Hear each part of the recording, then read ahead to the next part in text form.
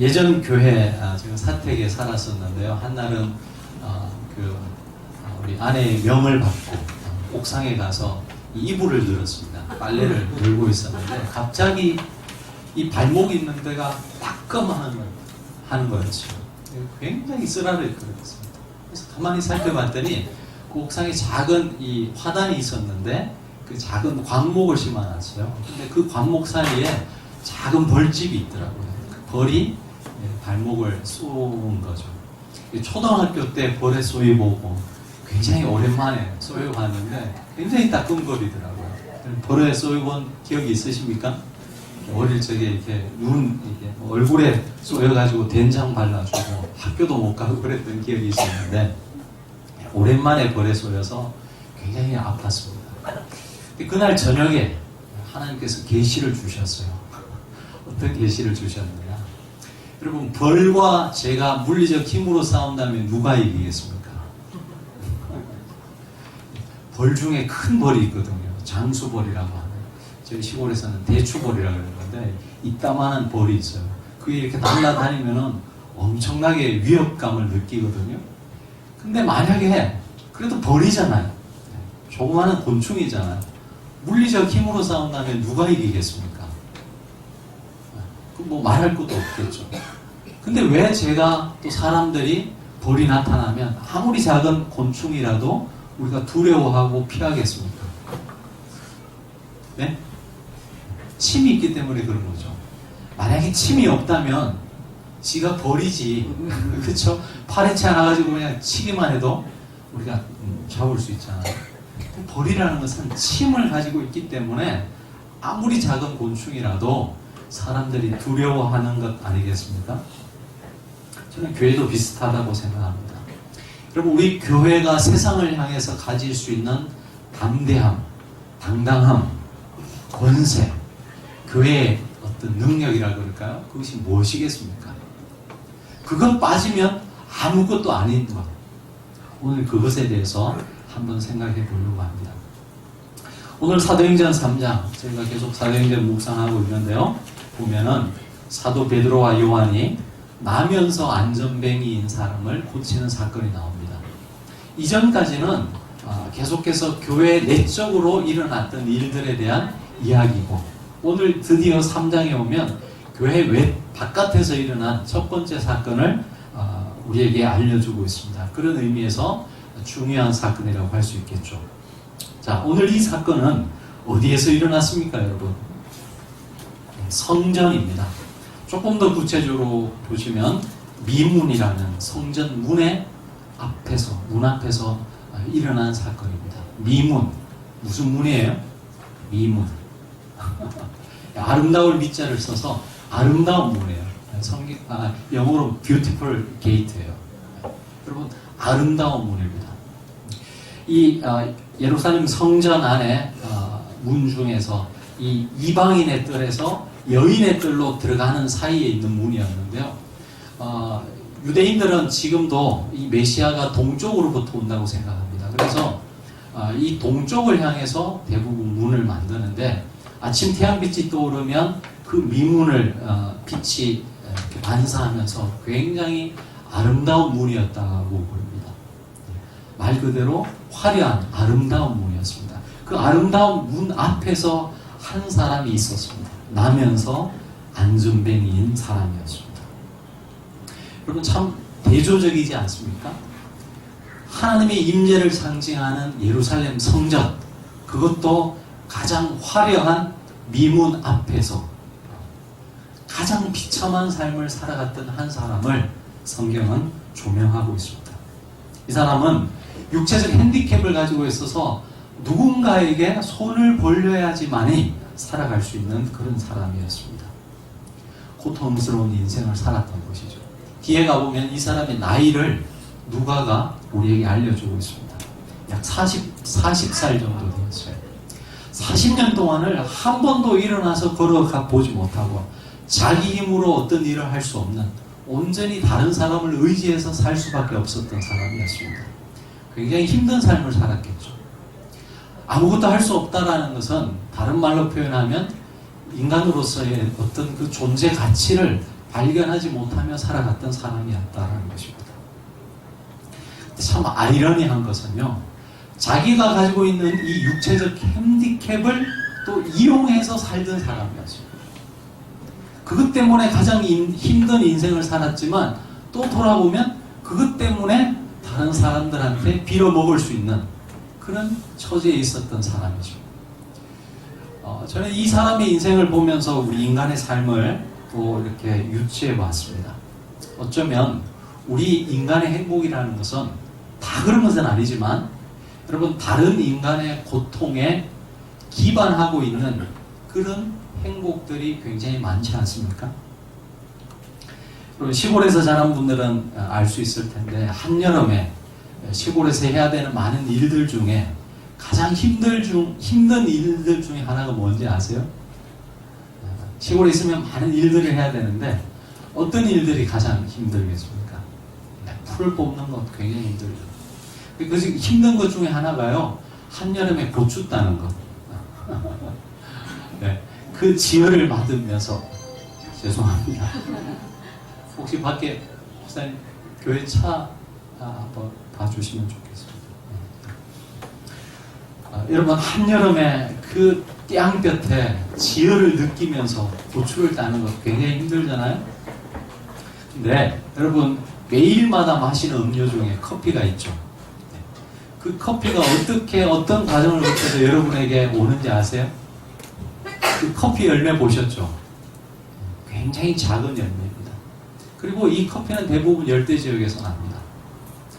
열대 지역에 아주 제3세계 열악한 그런 가난한 국가에서 아주 최저임금을 받는 육체적 노동자들, 특별히 여성들과 아이들이 그 작은 커피를 하나하나 따서, 여러분, 고추는요 한철이지만 이 커피는 그 여름 내내 엄청난 긴 시간을 일하면서 수확을 해야 됩니다. 그렇죠? 그런 노동자들의 그 최저임금을 받는 그런 노동자들의 땀 때문에 우리가 날마다 시원한 이러한 정말 분위기를 즐기면서 커피를 마실 수 있는 겁니다. 그래서 요즘 공정무역 이야기가 많이 나오는데요. 그렇게 열악한 지역에서 땀 흘려 일하는 사람들에게 좀 더 많은 이익이 갈 수 있도록 중간 어떤 유통업자들이 너무 많은 마진을 가지고 하니까 직접 거래하면서 그 노동자들에게, 땀 흘려 일하는 사람들에게 좀 더 많은 혜택을 가하게끔 하는 그런 공정무역을 많이들 이야기하는 것 같습니다. 여러분, 커피뿐이겠습니까? 우리가 살아가는 삶의 많은 영역에 돌아보면 우리가 누리는 행복이라고 하는 것은 누군가의 고통을 기반으로 하는 그런 행복들이 참 많이 있는 것 같습니다. 마치 이 성전 앞에 서 있던, 살아갔던 이 사람의 삶이 그런 삶이었다는 것이죠. 유대인들에게 성전은 하나님의 임재를 상징하는 거룩한 곳이었습니다. 그리고 그 중에서도 가장 화려한 이 성전 미문 앞에 살아갔지만 이 사람에게 있어서는 전혀 아무런 도움이 되지 않는, 그저 그곳을 출입하는 사람들에게 구걸하는 정도의 이의, 혜택을 받을 수밖에 없었던 그런 사람이었습니다. 어쩌면 종교적 형식만 남은 이 성전이라고 하는 것은 사람들에게 아무런 도움을 주지 못한다는 것을 보여주고 있는 것이죠. 근데 어느 날 베드로와 요한이 성전에 기도하러 가다가 이 사람을 만나게 됩니다. 그때 베드로와 요한이 자기들을 향해서 구걸하는 이 사람에게 어떤 행동을 취할 수 있었겠습니까? 한 두 가지 정도 생각해 볼 수 있을 것 같습니다. 여러분이 만약에 베드로와 요한이라면 이 사람에게 어떻게 대할 수 있었겠습니까? 먼저는 여러분, 호주머니에 동전이라도 몇 푼 있으면 그 동전을 주면서 그 사람을 위로할 수 있었겠죠. 두 번째로는 그런 동전조차 없다면 말로 위로해 줄 수 있을 것입니다. 용기 잃지 말라고, 그렇죠? 다시 한 번 더 힘을 내라고 말로써 할 수 있었을 것입니다. 근데 오늘 본문의 말씀을 보면 베드로와 요한은 이런 방법을 취하지 않고 제3의 방법을 제시합니다. 베드로와 요한이 어떤 자세를 취하는지 6절의 말씀을 우리 같이 한번 읽어보시겠습니다. 6절의 말씀 굉장히 중요한 말씀입니다. 우리 같이 한 목소리로 같이 읽어보시겠습니다. 시작. 내게 있는 이것을 내게 주노니 나사렛 예수 그리스도의 이름으로 일어나 걸어라. 자, 먼저 베드로와 요한은 자신들에게 은과 금이 없다라고 얘기합니다. 근데 뉘앙스를 보면, 전체적인 뉘앙스를 보면 베드로와 요한이 굉장히 당당하다는 것을 여러분 이 글을 읽으면서 느낄 수 있을 것입니다. 은과 금도 없는데 어떻게 이렇게 당당하죠? 여러분, 우리가 이 한국이라는 사회 속에서 살아가면서 여러분은 어떨 때 당당합니까? 어깨에 힘이 들어갑니까? 우린 대부분 수중에 몇 푼 돈이라도 좀 있어서 어디 가면 밥도 한번 살 수 있고 돈도 낼 수 있는 그런 위치에 있어야지 여러분 당당하잖아요. 지갑이 비면 마음도 비고 왠지 모르게 주눅든 그런 사회 속에서 살아가지 않습니까? 근데 이 베드로와 요한은요, 돈 한 푼 없었는데도 세상을 향해서 너무나 당당한 그런 모습을 보여주고 있습니다. 왜죠? 이 사람들에게는 금과 은보다 더 중요한 그 무엇인가를 소유하고 있었기 때문입니다. 저와 여러분은 어떻습니까? 제가 수요일날 이런 말씀을 드렸는데요. 여러분은 내가 신앙생활 한다는 것, 내가 예수님을 믿는다는 이 사실에서 느끼는 평안함, 어떤 기쁨과 만약에 여러분 수중에 한 10억 정도의 돈이 있을 때 느끼는 평안함, 기쁨, 어느 게 더 좋은 것 같습니까? 속이지 마시고. 그랬더니 우리 장로님께서 그런 돈을 안 가져봐가지고 잘 모르겠다고 그러시더라고요. 여러분, 내가 예수님을 믿는다는 이 사실에서 느끼는 평안이나 기쁨, 와, 내 통장에 한 10억 정도 되는 돈이 예금되었을 때 내가 느끼는 평안과 기쁨, 어느 것이 더 크게 우리에게 작동하는 것 같습니까? 여러분, 이 베드로와 요한이 돈 몇 푼 줬다면 이 사람은 하루, 이틀, 길으면 한 3일 그 돈으로 먹고 살 수 있었을 겁니다. 그러나 그 시간 지나면 또다시 그런 삶을 반복하면서 살 수밖에 없었을 것입니다. 베드로와 요한이 그들에게 준 것은 작은 동전 한 입이 아니라 영원히 변하지 않는 예수 그리스도의 이름, 그 이름을 준 것입니다. 여러분, 제가 이런 말씀 드린다고 해서 가난해서 먹을 게 없는 사람들에게 교회가 물질적 도움을 주는 것을 비성경적이라고 말하는 것은 결코 아닙니다. 야고보서 1장 27절에 보시면 하나님 아버지 앞에서 정결하고 더러움이 없는 경건은 곧 고아와 과부를 그 환난 중에 돌보고 라고 했습니다. 여러분, 당장 먹을 것이 없는 사람에게 먹을 것을 주는 것은 하나님의 마음을 전하는 것입니다. 필요한 일이에요. 제가 여기서 말씀드리고 싶은 것은 교회가 세상을 향해서 줄 수 있는 가장 본질적인 것이 무엇이냐 하는 거예요. 세상을 향해서 가지는 교회의 권세가 무엇이냐 하는 것입니다.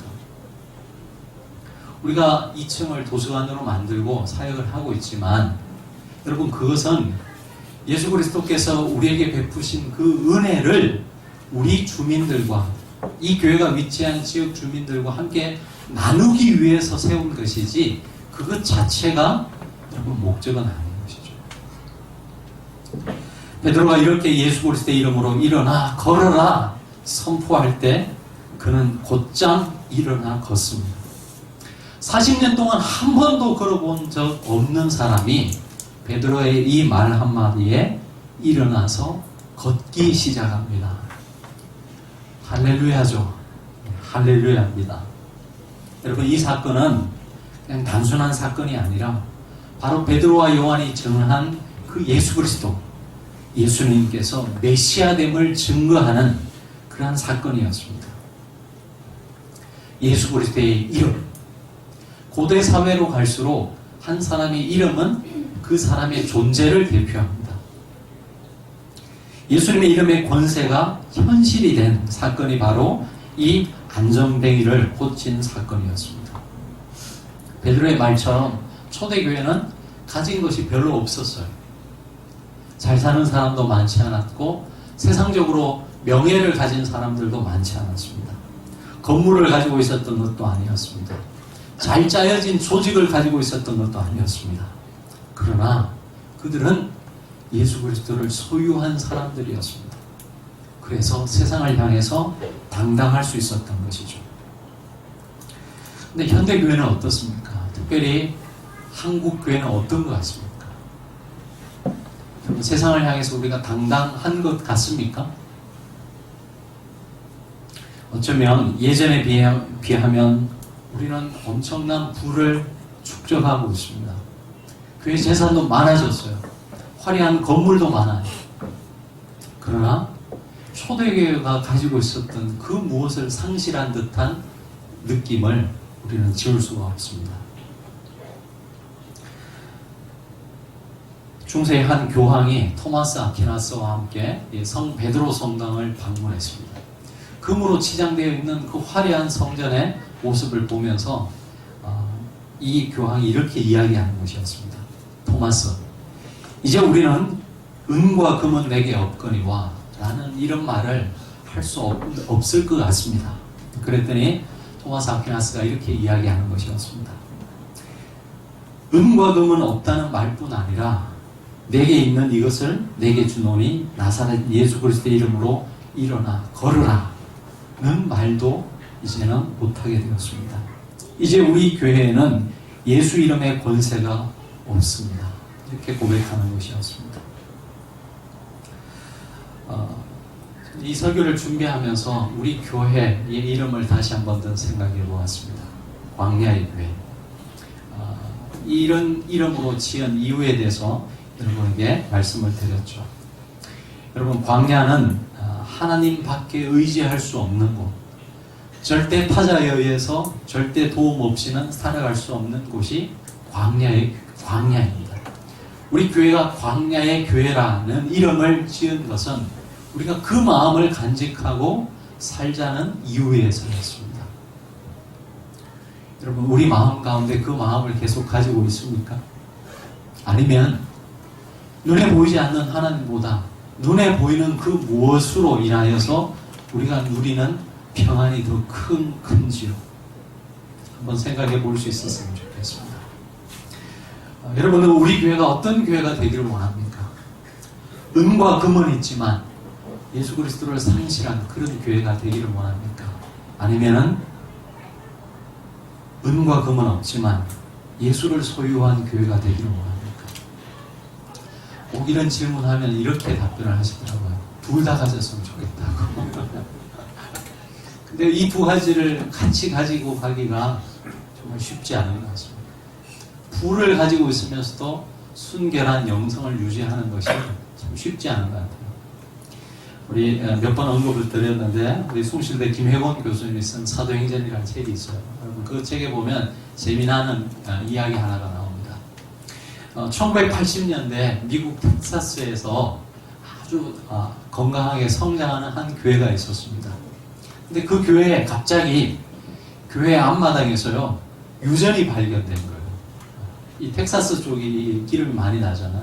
근데 이 마당에서 교회 마당에서 유전이 발견되었어요. 그러면서 이 교회 자산 가치가 엄청 올라간 거예요. 이 교인들이 모여서 논의했습니다. 우리 교회로 말하면 뭐 공동의회 같은 그런 총회를 이제 모여서 이걸 어떻게 해야 되냐 교인들이 논의하기 시작했습니다. 그래서 교인들이 어떻게 결정했냐 하면 이 교회 재산을 그때까지 등록된 교인들 숫자로 n분의 1로 나눠서 교회 재산을 나누자고 했습니다. 그리고 그 다음 주부터 등록하는 사람들은 받지 말자 이렇게 결정을 했습니다. 어떻게 되었을까요? 여러분, 교회가 망했어요. 망했답니다. 망했다. 저는 우리가 무엇을 가졌건 가지지 않았건 예수의 이름 권세를 예수님께서 우리에게 주신 그분의 이 복음을 가장 중요하게 여기는 교회가 되기를 원합니다. 근데 문제는 우리가 그것을 믿는데도 불구하고 하나님께서 함께 하신다는 이 초대교회에서 일어났던 이런 사인들이 오늘날 찾아보기 굉장히 힘들다는 거예요. 여러분, 초대교회는 초대교회니까 이런 역사들이 일어났던 것입니까? 저는 그렇지 않다고 생각합니다. 물론 그런 부분이 없지 않아 있지만 여러분, 성경에 있었던 이런 일들은 그리고 그들이 믿었던 하나님이 오늘 우리가 믿는 하나님과 동일한 분이라면 성경의 이 역사들은 오늘날에도 일어날 것입니다. 어떻게 초대교회는 이러한 일들이 일어났을까? 우리 3장 1절의 말씀을 같이 한번 읽어보시겠습니다. 자, 3장 1절의 말씀 같이 시작. 기도 시간에 베드로와 요한이 성전에 올라갔어요. 여러분, 어떻게 초대교회는 이런 일들이 일어날 수 있었을까? 그 해답이 바로 이 3장 1절에 나오고 있습니다. 제9시, 지금 우리 시간으로 환산하면 오후 3시입니다. 제9시 기도 시간에 베드로와 요한이 성전에 올라갔어요. 아마도 이 베드로와 요한은 정기적으로 기도하는 시간을 가졌던 것 같습니다. 전통적으로 유대인들은 하루에 3번, 아침, 점심, 저녁 기도하는 시간을 가졌습니다. 여러분, 아침과 저녁에는 우리도 기도하기 쉽죠. 물론 그것도 쉽지 않지만 아침 출근하기 전 일어나서 아니면 일과를 마친 후에 자기 전 기도하는 것 그렇게 할 수 있을 겁니다. 근데 바쁜 일과 중에 한낮에 기도하는 것 쉽지 않을 겁니다. 베드로와 요한은 여러분 이 기도하는 삶을 살았던 사람이었습니다. 복음서에 보면 제자들이 정기적으로 이 기도 시간과 장소를 정해놓고 기도했다라는 이야기들이 별로 없습니다. 제 기억으로는. 그렇죠? 대부분 예수님께서는 그런 기도의 생활을 하셨는데 제자들이 그런 기도의 생활을 했다는 것은 제가 기억이 안 납니다. 근데 이 사도행전으로 넘어오면 이런 기도의 모습들이 제자들의 삶 속에서 나타납니다. 자, 구체적인 시간과 장소를 정해놓고 기도했던 것 같아요. 자, 왜 기도가 중요합니까? 여러분, 우리가 어떤 종교적 행위로서 기도를 생각할 수 있지만 기도가 왜 중요할까요? 이들은 아마도 이 기도 시간을 통해서 여러분, 부활 승천하신 그 예수님께서 자기들의 삶 한가운데 계신 분이라는 것을 이 기도 시간을 통해서 인식했을 것입니다. 이 기도 시간을 통해서 부활 승천하신 예수님께서 저 하늘에 계신 분이 아니라 지금 그들의 삶 속에 함께 하시는 분으로 이 기도 시간을 통해서 느낄 수 있었고 경험할 수 있었다라는 것이죠. 그래서 베드로가 이렇게 이야기하는 거예요.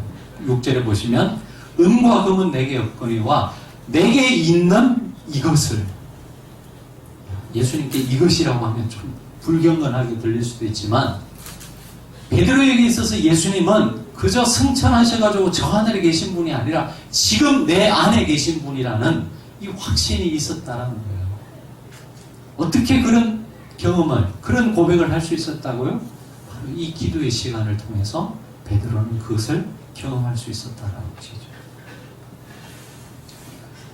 예수님께서 내 안에 계시고 그 예수 그리스도께서 깊은 확신을 주실 때 6절의 말씀을 선포했습니다. 여러분, 6절의 말씀은 그냥 기원조의 기도가 아니죠. 하나님 이렇게 해주십시오 라는 기원조가 아니라 선포예요. 내가 예수님 안에, 예수님이 내 안에 계신 사람의, 있는 사람의 그 확신 속에서 베풀어지는 선포예요. 그냥 선포예요. 그리고 그 선포의 말씀이 현실이 되는 이런 역사를 우리는 3장 사건에서 볼 수 있습니다. 그래서 여러분, 우리가 정기적인 시간을 정하고 기도의 골방으로 들어가는 것이 그래서 중요한 거예요. 단순히 기도라는 어떤 종교적 행위가 중요한 것이 아니라 어떤 루트들을 통해서라도 하나님이 함께 하심을 우리가 날마다 의식하며 고백하며 인정하는 것이 그래서 중요한 것입니다. 근데 우리가 이것을 의식하지 않으면 너무나 쉽게 우리는 잊어버리는 거예요. 지난주 제가 이제 월요일 날 도착을 했습니다. 월요일 날 이제 늦게 도착을 했는데요. 이제 수속 다 밟고 집에 오니까 새벽 2시더라고요. 화요일 날 새벽 기도가 있잖아요. 근데 자기 전에 저는 이제 의식하고 자면 일어나더라고요. 일어나서 새벽 기도를 인도했습니다. 근데 목요일이었습니다. 여독도 다 풀리고 피곤도 다 풀리고 했잖아요. 근데 그 전날 그냥 알람만 맞춰놓고 아무런 생각 없이 잤어요. 잤더니 벌써 받기 훤해요. 시간을 봤더니 5시 반이에요. 그래서 새벽 기도 나오시는 우리 성도님들께 양해를 구하고 오늘은 못 가겠다고 말씀을 드리고 쉬었습니다. 제가 곰곰이 생각했어요. 여러분, 우리가 모르겠습니다. 한 70, 80 되어서 일평생 그런 삶을 살면 그게 이제 완전히 우리 육체에 이렇게 습득이 되어서 훈련이 되어서 우리가 어느 자리에 있든지 하나님을 찾게 되는 그런 경지까지 이럴지 모르겠지만 우리 인간은 늘 연약한 사람들이라 끊임없이 의식적으로 하나님을 찾지 않으면 순간순간 넘어질 수밖에 없는 사람임을 다시 한 번 더 느끼게 되었습니다. 여러분, 우리가 예수님으로 충만하게 되면 우리도 오늘 이런 삶을 살 수 있어요. 말 한마디를 하더라도 그 말씀에 권세가 있습니다. 여러분 느끼실 거예요. 그렇죠? 설교하는 제에게도 제 마음속에, 제 삶 속에 예수 그리스도로 충만하게 되면 말씀에 권세가 생겨요. 말 한마디라도 여러분의 영혼 깊은 곳까지 그 말씀이 어떤 파장을 일으켜요. 근데 이 영적인 파워가 없으면, 하나님의 함께 하심이 기초가 되지 않으면 여러분의 생각이나 여러분의 감정은 조금 터치할 수 있을지 몰라요. 그러나 존재의 변화를 일으키는 여러분은 영혼 깊이 하나님의 그 말씀이 들어가지 못할 것입니다. 여러분, 그리스도인으로서 저와 여러분이 가진 것은 무엇이고 가지지 못한 것은 무엇입니까? 아무것도 아닌데 그거 가졌다고 해서 우리가 세상을 향해서 자신만만하게 서 있지는 않은지요. 정작 가장 중요한 것을 잃어버린 채 우리는 살아가고 있지 않은지요. 한번 돌아볼 수 있었으면 좋겠습니다. 은과 금이 여러분에게 있습니까? 예수 그리스도가 여러분에게 있습니까?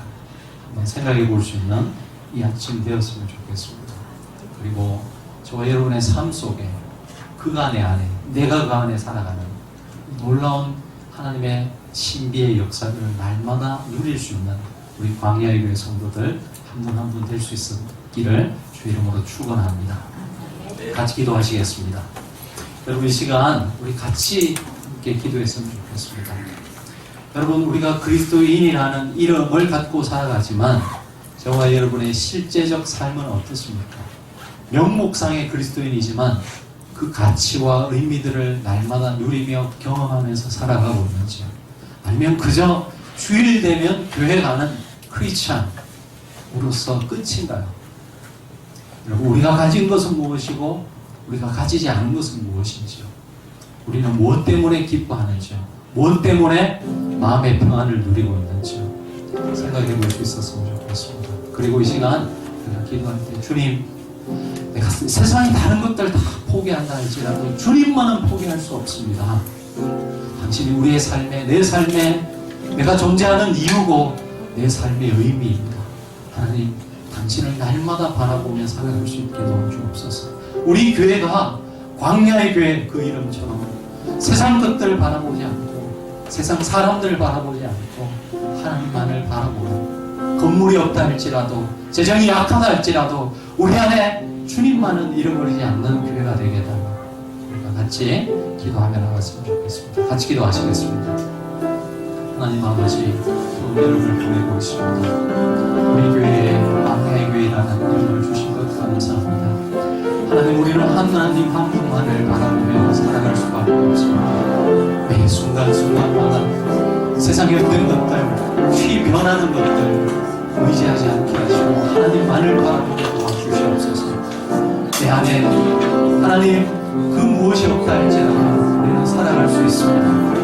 예수님, 당신이 우리 삶 가운데 없다면 살아갈 수 없는 연약한 사람들입니다. 오늘도 하늘의 하나님을 향하여 오 주님 당신만을 바랍니다. 우리의 삶 속에 찾아와 주시고 우리를 새롭게 하여 주옵소서. 은과 금은 내게 없지만 내게 있는 것 주 예수 그리스도의 이름으로 일어나 걸어가며 할 때 그 말씀이 현실이 되는 우리의 삶 되게 도와주시옵소서.